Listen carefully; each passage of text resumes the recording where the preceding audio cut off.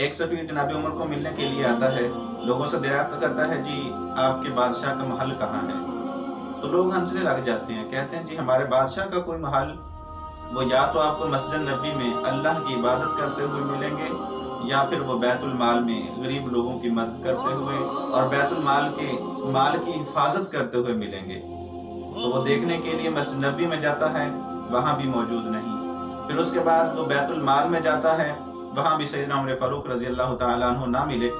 تو وہ دیکھنے کے لیے باہر کو نکلتا ہے تو کیا دیکھا کہ جنت البقیع کے قریب ایک درخت کے نیچے جناب عمر لیٹے ہوئے ہیں۔ تو وہ کہنے لگا جناب آپ نے انصاف کیا ہے، اس لیے آپ کو کچی اینٹوں پر بھی نیند آ جاتی ہے۔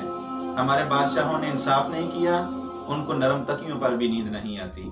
جب قومیں انصاف کرنا چھوڑ دیتی ہیں، بادشاہ انصاف کرنا چھوڑ دیتے ہیں، تو وہ قومیں تباہ ہو کر رہ جاتی ہیں۔ آج ہم دیکھ رہے ہیں کہ ہمارے بادشاہوں نے، ہم نے خود انصاف چھوڑ دیا، جب ہی انصاف کا دامن چھوڑا تو ہم تباہ ہو کر رہ گئے، ہماری معیشت تباہ ہو کر رہ گئی۔ وجہ یہ ہے کہ ہم نے عدل و انصاف کا دامن ہے وہ چھوڑ دیا۔